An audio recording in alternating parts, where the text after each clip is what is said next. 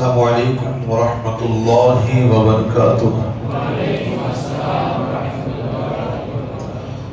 الحمد للہ الذی ابدع الافلاک والارضین، والصلاة والسلام على من كان نبيا وآدم بين الماء والطين، وعلى آله وأصحابه أجمعين، أما بعد، فأعوذ بالله من الشيطان الرجيم، بسم الله الرحمن الرحيم۔ قد جاءكم من الله نور وكتاب مبين، آمنت بالله صدق الله المولانا العظيم وصدق رسوله النبي الأمين المكين الكريم، ونحن على ذلك لمن الشاهدين والشاكرين والذاكرين والحمد لله رب العالمين۔ بڑے لطیف ہے نازک سے گھر میں رہتے ہیں، بڑے لطیف ہے نازک سے گھر میں رہتے ہیں، میرے حضور میری چشم تر میں رہتے ہیں، ہمارے دل میں ہمارے جگر میں رہتے ہیں، ہمارے دل میں ہمارے جگر میں رہتے ہیں، یہ انہی کے گھر ہیں، وہ اپنے گھر میں رہتے ہیں، اور مقام ان کا نہ فرش زمین عرش بری، مقام ان کا نہ فرش زمین عرش بری، وہ رسول تو اپنے چاہنے والوں کے گھر میں رہتے ہیں، وہ رسول تو اپنے چاہنے والوں کے گھر میں رہتے ہیں، اور یہ واقعہ ہے لباس بشر تو دھوکہ ہے، یہ واقعہ ہے لباس بشر تو دھوکہ ہے، یہ معجزہ ہے کہ لباس بشر میں رہتے ہیں، اور جو اختر ان کے تصور میں صبح و شام کرے، کہیں بھی رہتے ہو طیبہ نگر میں رہتے ہیں، بلغ العلا بکمالہ کشف الدجا بجمالہ حسنت جمیع خصالہ، صلو علیہ وآلہ وسلموا تسلیما۔ اللہم صلی علی سیدنا مولانا محمد وبارک وسلم، صلاۃ والسلام علیک یا رسول اللہ صلی اللہ تعالی علیہ وسلم۔ انشاءاللہ جو باتیں ہماری چل رہی ہے اس پر بات کی جائے گی، اس سے پہلے آئیے نعت پاک رسول صلی اللہ تعالی علیہ وسلم کے چند اشعار پیش خدمت کر رہا ہوں، محبتوں کے ساتھ بیٹھ کر محبتوں کے ساتھ سنیں، ہو سکے تو مل کے پڑھنے کی ضرور کوشش کریں، باواز بلند مل کے کہہ دیں یا رسول اللہ، یا رسول اللہ، ڈھونڈتے رہ جاؤ گے، ڈھونڈتے رہ جاؤ گے، بڑا خوبصورت سا کلام ہے، ذرا توجہ کیجئے گا کہ ڈھونڈتے رہ جاؤ گے، ڈھونڈتے رہ جاؤ گے، نور کا ایسا سراپا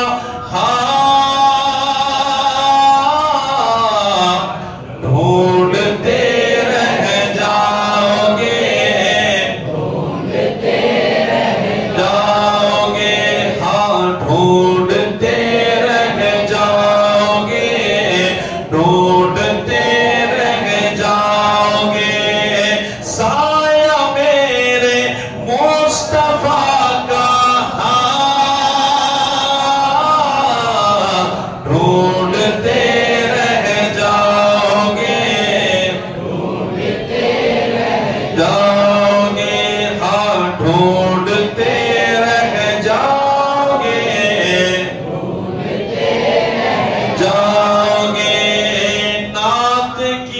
عادت ہمیں جنت تلک لے جائے گی، نعت کی عادت ہمیں جنت تلک لے جائے گی، نعت کی عادت ہمیں جنت تلک لے جائے گی، تم کتابوں میں حوالہ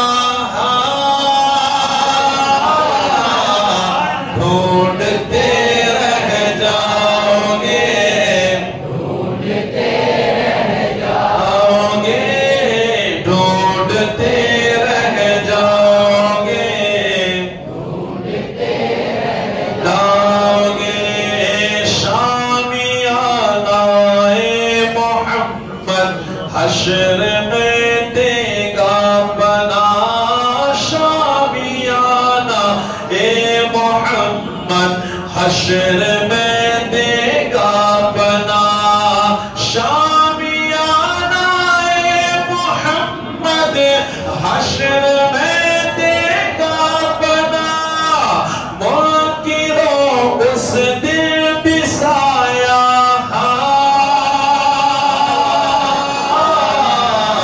ڈھونڈتے رہ جاؤ گے، ڈھونڈتے رہ جاؤ گے، ہاں ڈھونڈتے رہ جاؤ گے، ڈھونڈتے رہ جاؤ گے، سر کٹائے گھر لٹائے اہل بیت مصطفیٰ، سر کٹائے گھر لٹائے اہل بیت مصطفیٰ، سر کٹائے گھر لٹائے اہل بیت مصطفیٰ، حشر تک ایسا گھرانہ ڈھونڈتے رہ جاؤ گے، ڈھونڈتے رہ جاؤ گے، ہاں ڈھونڈتے رہ جاؤ گے، ڈھونڈتے رہ جاؤ گے، مت جلو غوث الورا سے ورنہ پھر روزے جزا، آج لوگ کچھ نہیں مانتے، کل قیامت کے دن پتا چلے گا کہ غوث اعظم کون ہے، غریب نواز کون ہے، مخدوم اشرف کون ہے، اعلیٰ حضرت کون ہے، کہتے ہیں اللہ ہماری محبت ان کے ساتھ سلامت رکھے، کہ مت جلو غوث الورا سے ورنہ پھر روزے جزا، مت جلو خواجہ پیا سے ورنہ پھر روزے جزا، مت جلو احمد رضا سے ورنہ پھر روزے جزا، منہ چھپانے کا ٹھکانہ ڈھونڈتے رہ جاؤ گے، ڈھونڈتے رہ جاؤ گے، ڈھونڈتے رہ جاؤ گے، ڈھونڈتے رہ جاؤ گے، ہاں ڈھونڈتے رہ جاؤ گے، ڈھونڈتے رہ جاؤ گے، سایہ میرے مصطفیٰ کا ڈھونڈتے رہ جاؤ گے، ڈھونڈتے رہ جاؤ گے، درود پاک پیش کریں، اللہم صلی علی سیدنا مولانا محمد مبارک وسلم، صلاۃ و سلام علیک یا رسول اللہ صلی اللہ تعالی علیہ وسلم۔ حضرات محترم، میرے اور آپ کے آقا کریم حضور صلی اللہ تعالی علیہ وسلم کے والد اور والدہ کا نکاح ہوا، دن کون سا تھا؟ جمعرات، جگہ کون سی تھی؟ مینا، اور مہینہ کون سا تھا؟ رجب کا۔ کس مہینے میں شادی ہوئی؟ رجب کے مہینے میں۔ اللہ تبارک و تعالیٰ کی مرضی کے مطابق جمعہ کی رات ہے. یہ نور حضرت سیدنا عبداللہ رضی اللہ تعالیٰ عنہ کی پشت انور سے حضرت سیدنا خاتون آمینہ رضی اللہ تعالیٰ عنہ کے بطن اقدس میں جلوہ فروز ہو گیا. بس نور ماں کے پیٹ میں اترنا تھا. اللہ اکبر. جانوروں میں موج لگ گئی. مشرق کے جانور خوشیاں منانے لگے, مغرب کے جانور منانے لگے, فرشتے خوشیاں منانے لگے. اور کیوں نہ منائے, وہ جانتے تھے وہ آنے والا ہے جس کے لیے زمین کا بچھونا بچھایا گیا. اب آنے والے بڑے آئے, مگر وہ آنے والا ہے جس کے لیے آسمان کا سامیانہ لگایا گیا ہے. وہ آنے والا ہے جس کی وجہ سے سورج کو روشنی دی گئی ہے, چاند کو چاندنی دی گئی ہے, ستاروں کو چمک دی گئی ہے, پھولوں کو مہک دی گئی ہے. اب وہ آنے والا آ رہا ہے. اللہ اکبر. یہ نور کی زندگی اور آگے بڑھتی ہے. غالباً 3 یا 4 مہینے کے قریب. کتنے مہینے؟ اپنی ماں کے پیٹ میں 3 یا 4 مہینے کے قریب تھے. حضرت سیدنا عبد المطلب رضی اللہ تعالیٰ عنہ نے اپنے بیٹے یعنی کہ حضور صلی اللہ علیہ وسلم کے والد کو ملک شام بھیجا. کہاں بھیجا؟ ملک شام. جب آپ ملک شام تشریف لے گئے, کافی سارے لوگ تھے آپ کے ساتھ. وہاں سے جو بھی کام تھا وہ ختم کرنے کے بعد جب آپ واپس تشریف لا رہے تھے تو یثرب ہو کر کے آئے.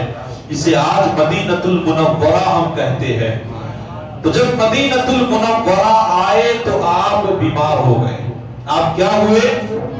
حضور کا نور کہاں ہے؟ ابھی ماں کے پیٹ میں. کہتے ہیں کہ حضرت سیدنا عبداللہ رضی اللہ تعالیٰ عنہ کافی دنوں تک بیمار رہے. آپ کے ساتھ جو لوگ تھے وہ بھی رک گئے. اور یاد رکھیے گا حضرت سیدنا عبداللہ رضی اللہ تعالیٰ عنہ کا ننیحال ہے مدینہ. آپ کی نانی وہی کی تھی. گویا آپ کے کافی رشتہ دار وہاں رہتے ہوگے. آپ ان کے گھر رکے, لیکن قافلے والے کتنی دیر تک رکتے؟ 1 دن 2 دن, کافی دن ہو گئے. لیکن حضرت سیدنا عبداللہ کی طبیعت اچھی نہیں ہوئی. اب قافلے والوں نے کہا کہ اب آگے بھی کچھ کام ہے, کب تک یہاں رکیں گے, چلو ہم مکے چلتے ہیں اور جا کر کے ان کے والد کو خبر دیتے ہیں کہ آپ کا بیٹا بڑا بیمار ہے. کئی دنوں تک ہم نے انتظار کیا لیکن وہ ٹھیک نہ ہوئے تو ہم تو چلے آئے. اب ان لوگوں نے ارادہ کیا, یہ لوگ نکلے. جب قافلہ مکے کے قریب آیا, پہلے پتا چلتا تھا کہ ہاں قافلہ آنے والا ہے. حضرت سیدنا عبد المطلب رضی اللہ تعالیٰ عنہ کو بڑی محبت تھی. آپ بھی گویا ویلکم کرنے کے لیے نکلے کہ میرا بیٹا آ رہا ہے. بڑے خوش تھے آپ. لیکن جب جا کر کے دیکھا تو اس قافلے میں آپ کا بیٹا نہیں آیا تھا. لوگوں نے بتایا کہ دراصل بات یہ ہے کہ آپ کا بیٹا بہت بیمار ہو گیا. کئی دنوں تک ہم رکے, چلو اچھے ہو جائے تو ساتھ میں مکہ چلے گے, لیکن وہ ٹھیک نہ ہوئے تو ہم انہیں وہیں چھوڑ کے چلے آئے. فوراً حضرت سیدنا عبد المطلب رضی اللہ تعالیٰ عنہ نے ان کے بڑے بیٹے حارث کو حکم دیا. وہ اونٹ بھی لے کر بڑی تیزی کے ساتھ مدینۃ المنورہ گیا. کہاں جاؤ بیٹا, جلدی جاؤ اور بھائی کو لے کر کے آؤ, جلدی جاؤ. لیکن اللہ کی کچھ اور مرضی تھی. جب حارث مدینہ پہنچتے وہاں تک خبر آئی کہ اس دار الفانی کو آپ نے آخری سلام کہہ کے دار البقا کو لبیک کہہ دیا ہے. آپ نے آخرت کا سفر شروع کر دیا ہے. آپ کا انتقال ہو گیا. سوچے بھائی پر کیسی گزری ہوگی, لیکن دل پہ پتھر رکھ کر کے وہ مکے کی طرف لوٹ گیا. جب آ رہے تھے کتنے خیالات آئے ہوں گے کہ کیسے میں اپنے والد کو یہ خبر دوں گا. یاد رکھیے, جہاں تک میں سمجھتا ہوں, ایک بیٹے کے کاندھے پر باپ کا جنازہ تو ٹھیک ہے, لیکن باپ کے کاندھے پر جوان بیٹے کا جنازہ اٹھانا یہ بڑا مشکل ہوتا ہے. باپ کی کمر ٹوٹ جاتی ہے. اور یہ تو حضرت سیدنا عبداللہ سے ان کے والد کو جب پتا چلے گا، بتائے کیسے ان کے دن گزرے ہوگے، کیسی رات گزری ہوگی، وہ وقت کیسا گزرا ہوگا۔ حضرت حارث بڑی تیزی کے ساتھ غم میں ڈوبے ہوئے آ رہے ہیں مکہ کی طرف۔ آنے کے بعد جب اپنے والد کو خبر دی، کس انداز سے خبر دی ہوگی اللہ بہتر جانے۔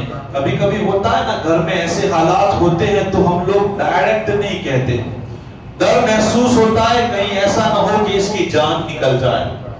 اب حضرت عبد المطلب اکیلے نہیں ہیں، حضرت آمینہ کو بھی بتانا ہے۔ جب حضرت عبداللہ گئے ہوگے، کتنے سپنے آپ نے سجائے ہوگے، کتنی امیدیں باندھی ہوگی، کتنی تمنائیں ہوگی آپ کے ساتھ، لیکن جب پتا چلے گا کہ وہ دنیا میں نہیں رہے ہیں، حضرت آمینہ خاتون پر کیا گزری ہوگی، ان لمحات کو کیسے سنبھالا ہوگا۔ آپ اپنے وطن اقدس کی طرف دیکھ کر سوچ رہے ہوگے، یار ابھی تو میرا بچہ باہر بھی نہیں آیا کہ اس کے باپ کا سایہ اٹھ چکا ہے، ابھی تو میرے بیٹے نے اپنے باپ کے چہرے کو بھی نہیں دیکھا، کیا نہیں سوچا ہوگا۔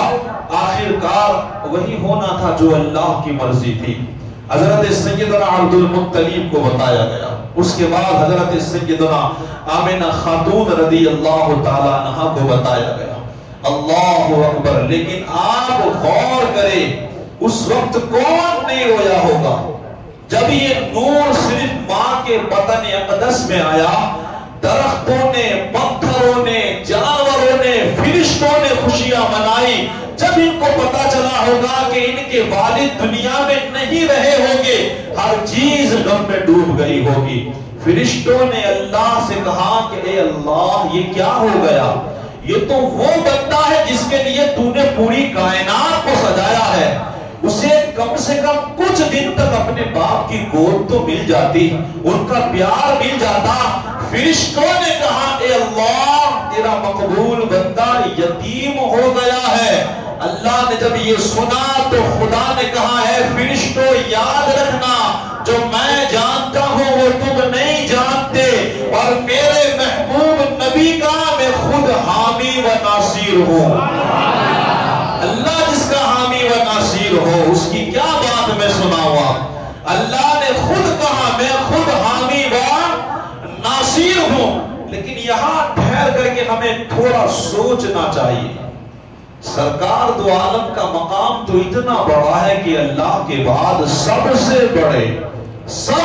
بڑے آخر کار حضور کے والد کا سایہ کیوں اٹھا لیا گیا؟ کیا وجہ تھی؟ یہ بھی تو ہو سکتا تھا کہ اللہ چند سال باپ کی محبت اپنے نبی کو دے دیتا۔ باپ کا پیار ہوتا ہے۔ میں سمجھانے کے لیے آپ کو عرض کر رہا ہوں کہ گویا حضور یتیم ہو گئے، ورنہ ہمیں بڑا ڈر لگتا ہے حضور کے لیے یہ لفظ بولتے ہوئے، کیونکہ حضور یتیم نہیں، حضور تو یتیموں کے والی بن کر کے تشریف لائے، حضور تو یتیموں کو سہارا دینے والے بن کر کے آئے، حضور تو در یتیم ہے، کیونکہ ہم اعلیٰ حضرت و علامہ اقبال والے لوگ ہیں۔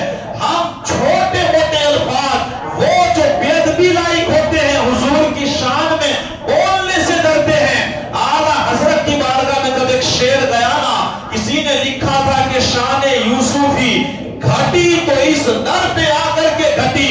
اعلیٰ حضرت کو جلال آیا اور کہا کہ تمہیں شرم نہیں آتی، تم حضور کی شان میں یہ کیا کہتے ہو؟ کہا کیا کہا جائے؟ کہا حضور لوگوں کی شان گھٹانے نہیں، لوگوں کی شان بڑھانے کے لیے آئے ہیں۔ یہ کہو کہ حسن یوسف، حضرت یوسف کی شان بڑھی تو اس در پہ آ کر کے بڑھی ہے۔ علامہ اقبال کی محبت ہے کہ کسی نے کہہ دیا کہ حضور کا کپڑا میلا ہے، علامہ اقبال کہتے ہیں یہ حضور کی بے ادبی ہے۔ صرف عشق دیکھے، حضور کی شان میں الفاظ بولنے سے پہلے کتنا سوچنا ضروری ہے۔ کہا کیسے بے ادبی؟ اب کپڑے میں مٹی لگ گئی تو وہ تو میلا ہی کہا جائے گا نا۔ تو میں نے کہا اس میں کیا بے ادبی ہے؟ عشق والوں کا دل دیکھے۔ علامہ اقبال کہتے ہیں یہ مت کہو کہ حضور کا کپڑا میلا ہے، بلکہ یہ کہو کہ مٹی نے حضور کے دامن میں پناہ لے رکھی ہے۔ یہ عشق ہوتا تھا، کیا کہا جائے؟ اللہ نے ہمیں ان لوگوں کی جماعت کرنے کے لیے بیٹھتے ہیں نا تو کیا لکھے سمجھ میں نہیں آتا، یہ حضور ہے۔ آخرکار قدم اٹھایا تو کہہ رہے ہیں سرور کہوں کہ مالک و مولا کہوں تجھے، باغ خلیل کا گل زیبا کہوں تجھے، اللہ نے تیرے وصف عیب تنا ہی سے ہے وہی، اے جانے جانے میں جانے تجلا کہوں تجھے۔ آخرکار پورا کلام لکھنے کے بعد امام نے یہ لکھ کر کے قلم توڑ دیا کہ کیا کہوں، آخر ختم رضا نے سخن اس پہ کر دیا، خالق کا بندہ اور خلق کا آقا کہوں تجھے۔ یہ حضور کی شان ہے کیا؟ اگر میں کوئی ایسا لفظ میری زبان سے نکل جائے، میں اللہ کی بارگاہ میں آپ کو گواہ رکھ کر کے توبہ کرتا ہوں، اللہ مجھے معاف کر دے اگر حضور کی شان کے لائق کوئی لفظ نہ ہو۔ میں صرف آپ کو ایک سمجھانے کے لیے عرض کرتا ہوں تاکہ بات آپ سمجھ سکے کہ گویا حضور کے اوپر سے سایہ کیوں اٹھا لیا گیا۔ باپ کا سایہ ان کے سر پر نہیں رہا، گویا حضور یتیم ہو گئے۔ کئی باتیں اگر آپ سوچو گے نا تو سمجھ میں آئے گی۔ جب کچھ چیزیں انسان کو پریکٹیکل کرتا ہے نا تو اس کا درس بہت اچھا ملتا ہے۔ اب حضور پوری دنیا کے لیے یتیموں کے والی بن کر کے آنے والے ہیں۔ جب سرکار دنیا میں تشریف لائے گی اور باپ کی محبت انہیں نہ ملے گی، اور جب حضور کے سامنے کوئی اپنے بچے سے پیار کرے گا تو کیا حضور کو ان کے باپ یاد نہیں آئے گی؟ حضور کو ان کے والد یاد نہیں آئے گے؟ یہ زندگی اللہ نے حضور کی گزاری تاکہ گویا حضور احساس ہو جائے، حضور کی ایک تربیت ہو رہی ہے گویا کہ اے محبوب آپ دیکھو جب انسان کے سر پہ باپ کا سایہ نہ ہو اور کوئی باپ محبت کرتا ہے تو کیسا محسوس ہوتا ہے، اس لیے کہ تمہیں پوری دنیا کے یتیموں کے غمخوار بنا کر کے بھیجا ہے، سہارا بنا کر کے بھیجا ہے۔ آپ پڑھیں اللہ کے رسول کی زندگی پڑھیں، جب یہ منظر حضور کی زندگی کا گزرا اس کے بعد دیکھیں یتیموں کے بارے میں حضور نے کیا کیا باتیں کہی ہے۔ وقت بڑا کم ہے لیکن آپ کو اشارہ دیتے چلو، آپ جب عیدگاہ لوگ انتظار کر رہے ہیں نماز کے لیے کھڑے ہیں، سرکار جانے لگے، ایک بچہ ہے رو رہا ہے، سرکار نماز پڑھانے نہیں گئے، پہلے اس بچے کے پاس تشریف لے گئے، کہا ہے میرے بیٹے بتا تو رو کیوں رہا ہے؟ اس بچے نے کہا آپ پر میرے بابا جان قربان ہو گئے ہیں، میرے سر سے ماں کا سایہ اٹھ چکا ہے، میں یتیم ہوں، میرا کوئی نہیں ہے۔ سرکار نے اسے سینے سے لگایا، عیدگاہ نہ گئے، اپنے گھر تشریف لے گئے، حضرت سیدنا فاطمہ الزہرا سے کہا بیٹی اسے نہلاؤ، امام حسن حسین جیسے کپڑے پہناؤ، اس کے سر میں تیل لگاؤ، آنکھوں میں سرما لگاؤ۔ جب اسے تیار کیا گیا اور اس بچے سے میرے نبی کہتے ہیں کیا تجھے اس بات پر فخر نہیں ہے کہ اب تیرا باپ محمد بن عبد اللہ ہے؟ کیا تجھے اس بات پر راضی نہیں ہے کہ تیری ماں عائشہ ہے اور تیری بہن خاتون جنت حضرت سیدہ فاطمہ الزہرا ہے؟ ارے وہ تو کہہ رہا ہوگا کہ یتیمی کی بھی کیا موج ہوا کرتی ہے۔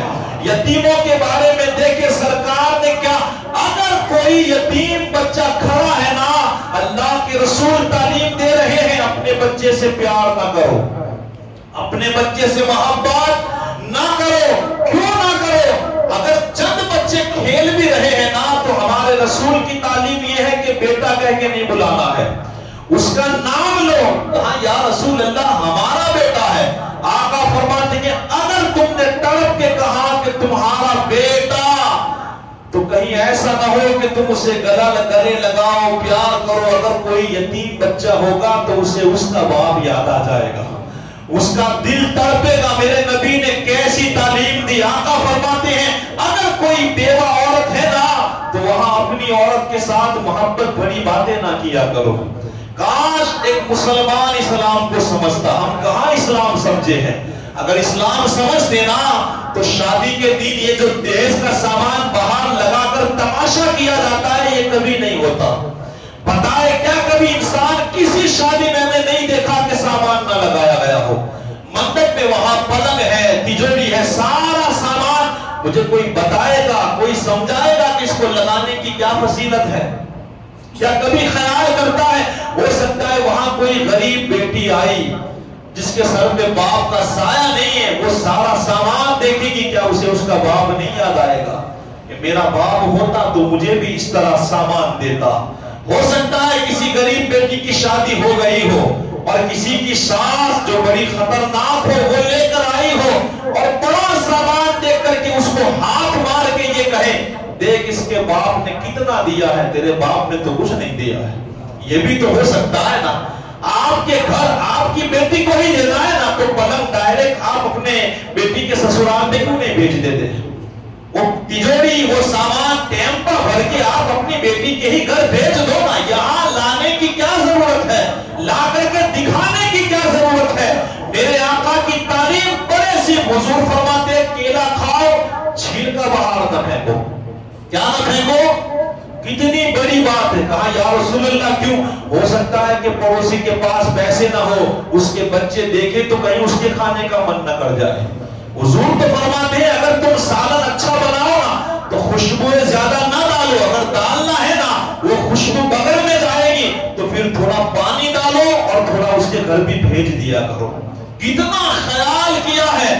ایک تو یہ کہ حضور صلی اللہ علیہ وسلم دیکھ لے کہ یتیمی کا درد کیا ہوتا ہے، اور ایک دوسری بات یہ سمجھ میں آتی ہے جو لکھتے بھی ہیں کہ اللہ چاہتا تھا کہ میرے محبوب پر کسی کا احسان نہ رہے، کسی کا احسان نہ رہے۔ ابھی آپ پیٹ میں ہیں، باپ کا سایہ اٹھ گیا، 6 سال کے تھے ماں کا سایہ اٹھ گیا، 8 سال کے تھے دادا کا سایہ اٹھ گیا۔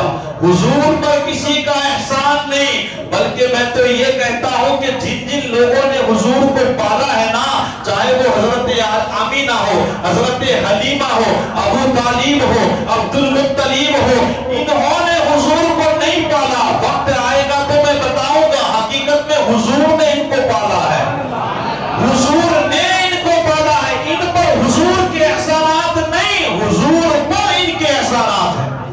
ان لوگوں کے احسانات آپ جو ہماری بات چل رہی ہے 9 مہینے کی، اسی پہ غور کرے۔ ماں کو تکلیف ہوتی ہے لیکن میرے رسول کا یہ احسان ہے آمنہ خاتون پر کہ 9 مہینے میں انہیں کوئی تکلیف نہیں دی ہے۔ کتنا بڑا احسان، اللہ اکبر۔ یہ بات آپ ابھی ماں کے پیٹ میں تھے کہ ان کے والد کا انتقال ہو گیا۔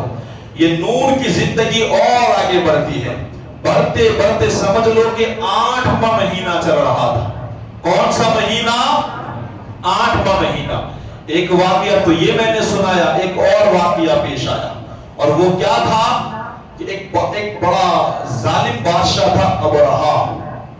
اس نے ایک گرجا گھر بنایا تھا جہاں وہ رہتا تھا، اور اس کا پلان یہ تھا کہ لوگ کعبے کو نہ جائیں بلکہ یہاں آئے اور میرے یہ جو گرجا گھر میں نے بنایا اس کا طواف کرے، یہاں عبادت کی جائے، اس کی تمنا تھی۔ جب یہ بات بڑی مشہور ہوئی نا، بڑی مشہور ہوئی، تو عرب کا ایک انسان گیا۔ کہاں گیا؟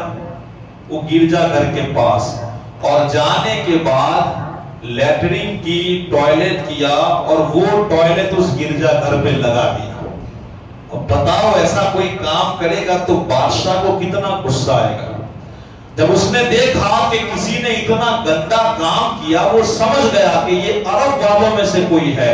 اس نے یہ فیصلہ کر لیا کہ میں اب کعبے کو ہی مٹا دوں گا، کعبے کی دیواروں کو گرا دوں گا، میں کعبے کو نیست و نابود کر دوں گا۔ ایک بہت بڑا لشکر اس نے لیا۔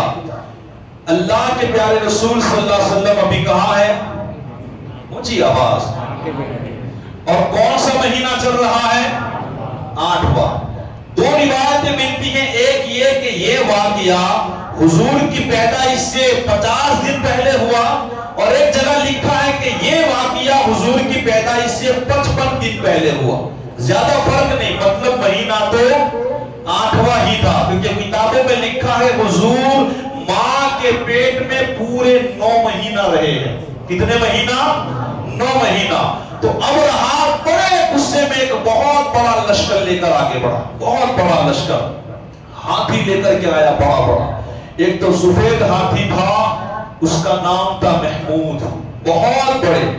جب یہ پورا لشکر مکے کے قریب آیا تو جو پہلے والے آگے تھے جو لوگ، تو انہوں نے کیا کیا، ان کے بکریاں، ان کے اونٹ، ان کے جانوروں کو پکڑ لیا۔ جب پتا چلا مکے والوں کو کہ ابرہہ آ رہا ہے، کعبہ ڈھانے کے لیے آ رہا ہے اور اس نے ہمارے جانور بھی پکڑ لیے ہیں، تو حضرت سیدنا عبد المطلب رضی اللہ تعالیٰ عنہ سے ملنے کے لیے گئے،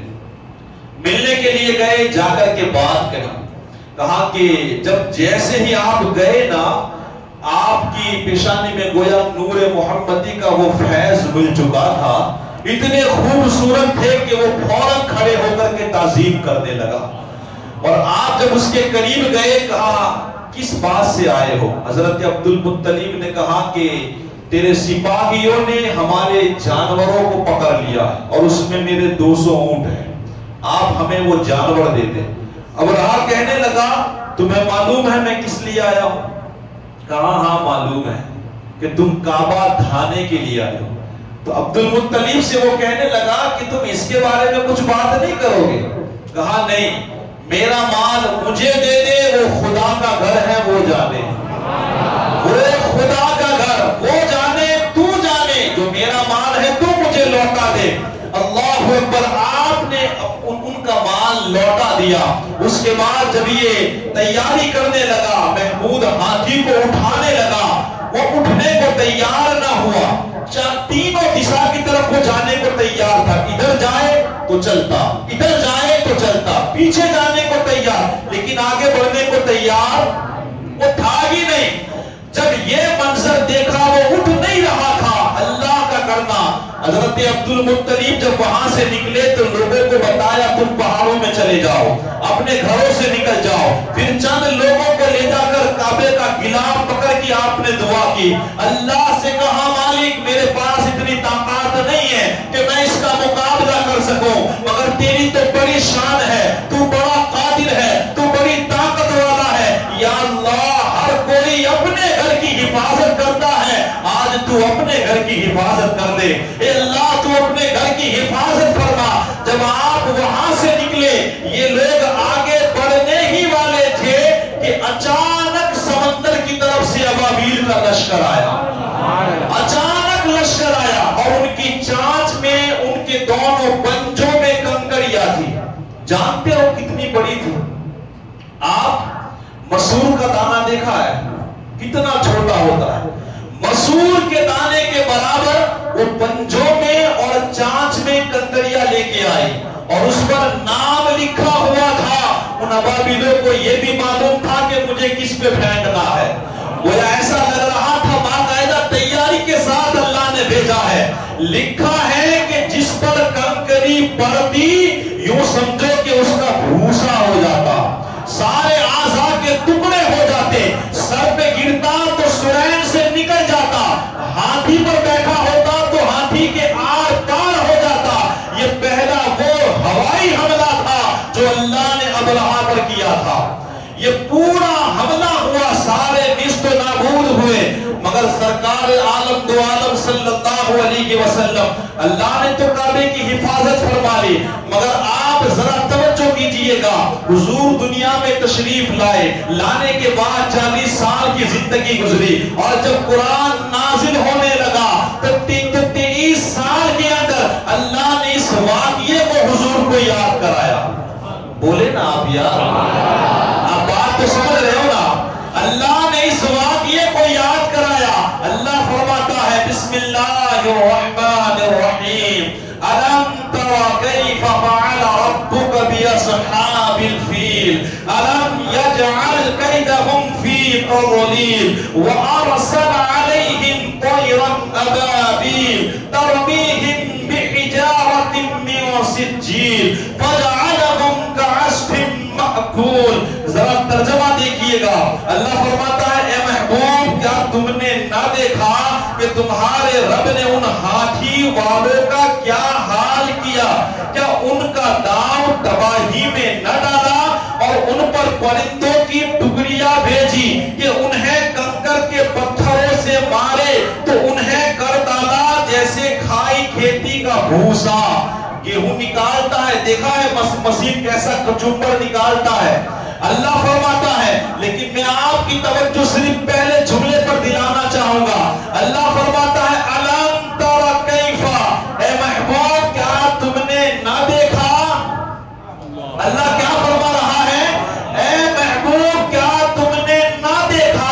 अगर हमारे साथ कोई हो, कहीं बनाव हो जाए और कहीं जाकर के लोग पूछने लगे, एक बंदा बात करे कि क्या तुमने देखा, तो बंदा दूसरे को हाथ मारेगा, अरे बताने क्या तूने भी नहीं देखा? क्या कहेगा? क्या तूने भी नहीं देखा? अल्लाह गोया ये बताना चाहता है, अल्लाह का महबूब माँ के पेट में है और माँ का पेट एक चलती फिरती कब्र मानी जाती है। गोया माँ के पेट से सरकार पूरा मंजर देख रहे थे। मेरे आका अब्राहा के साथ क्या हो रहा है? अबाबिलें आ रही है, कंकड़ियां पड़ रही है, वो तबाह हो रहे हैं। अल्लाह दुनिया वालों को बताना चाहता है अलम तरा कैफा, ऐ महबूब क्या तुमने ना देखा? अरे वो रसूल जो माँ के पेट में रहकर अब्राहा के लश्कर को देख सकते हैं, अल्हम्दुलिल्लाह ईमान है, उम्मते खज़रा में आराम फरमाकर वो पूरी दुनिया को देख रहे हैं।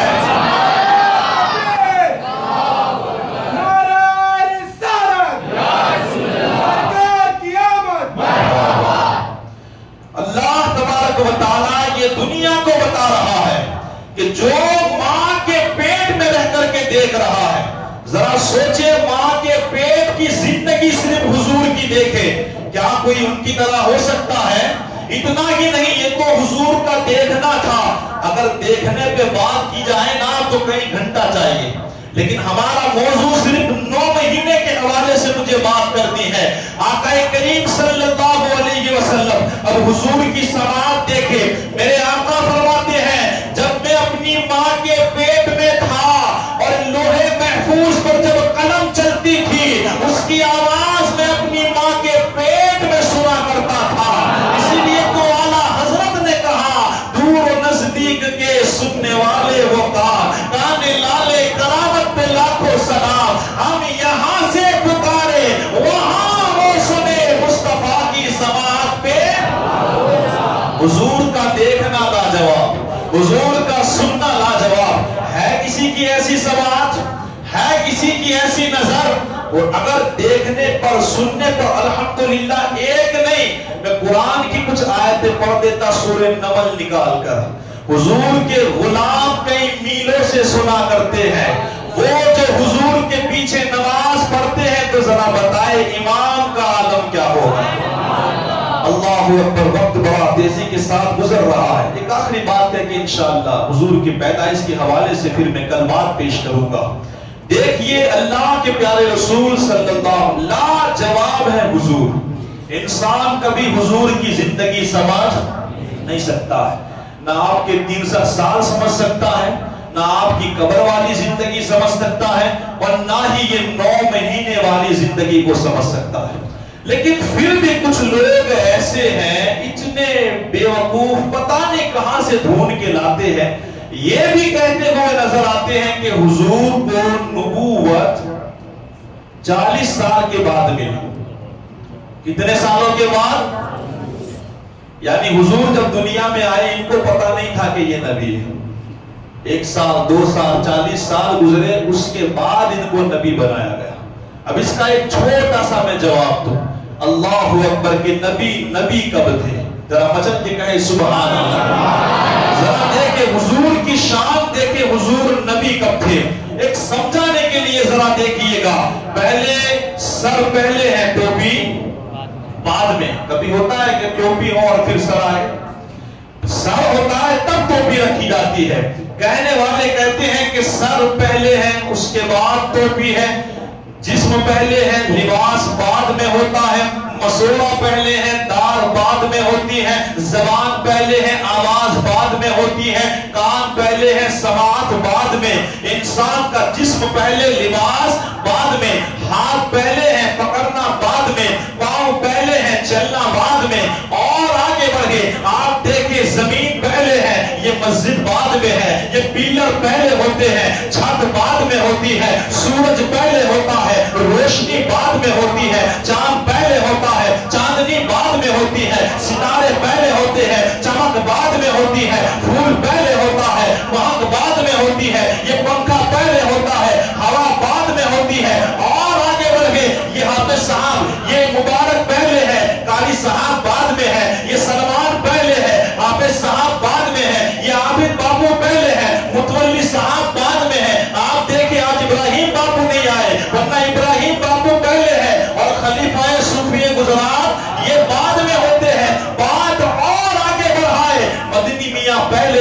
شیخ الاسلام بعد میں ہے، اختر رضا پہلے ہے، تاج الشریعہ بعد میں ہے، سید محمد پہلے ہے، محدث اعظم بعد میں ہے، مصطفیٰ رضا پہلے ہے، مفتی اعظم بعد میں ہے، احمد رضا پہلے ہے، اعلیٰ حضرت بعد میں ہے، سید محمد پہلے ہے، مخدوم اشرف بعد میں ہے، اور آگے بڑھے نصیر الدین پہلے ہے، چراغ دہلوی بعد میں ہے، علاء الدین پہلے ہے، صابر بیا بعد میں ہے، ارے نظام الدین پہلے ہے، محبوب الہی بعد میں ہے، ارے معین الدین پہلے ہے، غریب نواز بعد میں ہے، عبد القادر پہلے ہے، غوث اعظم بعد میں ہے، اور آگے بڑھے اصغر پہلے ہے، شہادت بعد میں ہے، اکبر پہلے ہے، قربانی بعد میں ہے، عباس پہلے ہے، علم بردار بعد میں ہے، حسین پہلے ہے، شہید اعظم بعد میں ہے، اور آگے بڑھے صدیق پہلے ہے، ابو بکر پہلے ہے، صدیق بعد میں ہے، عمر پہلے ہے، فاروق اعظم بعد میں ہے،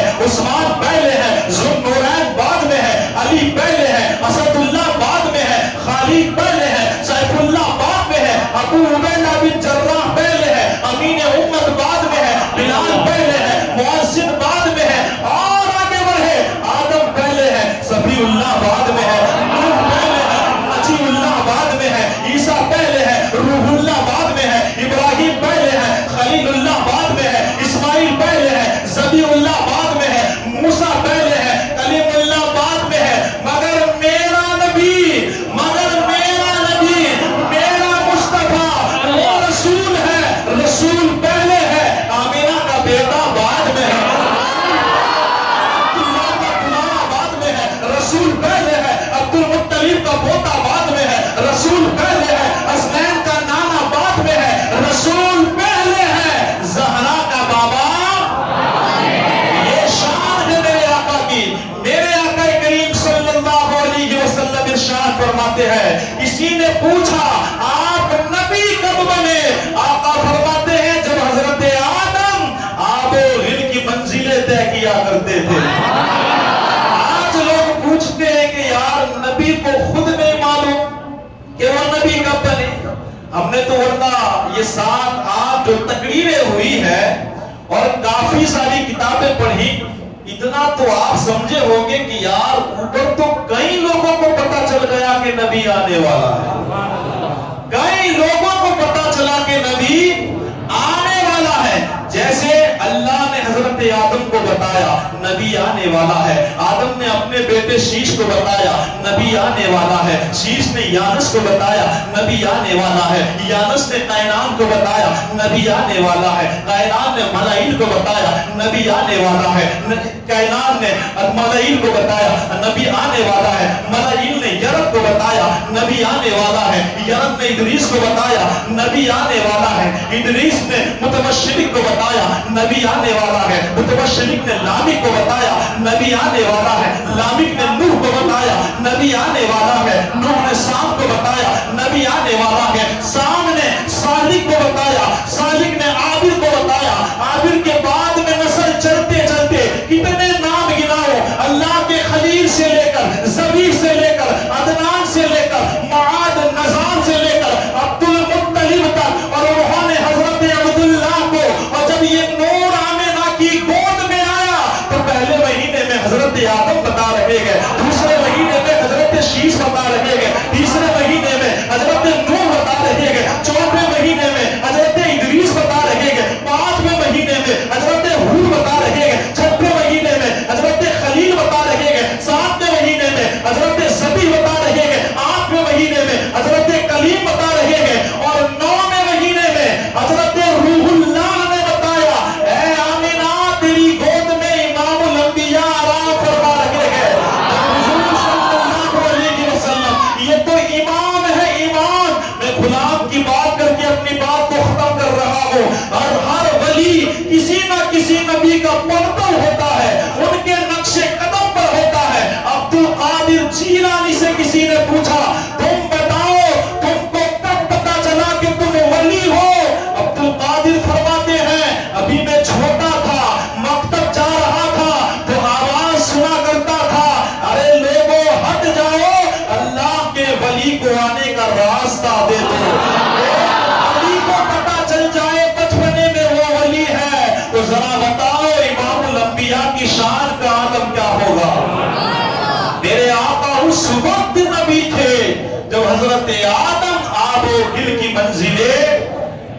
کر رہے تھے. اللہ اکبر، باتیں بہت ساری ہیں. انشاءاللہ ولادت کا ذکر کر کے کیا کیا معجزات ظاہر ہوئے، کیسی رونقیں ہوئی، انشاءاللہ کل بیان کرنے کی پوری کوشش کروں گا. دعا ہے اللہ تعالیٰ مجھے آپ سبھی کو عمل کرنے کی توفیق عطا فرمائے. السلام علیکم ورحمۃ اللہ وبرکاتہ.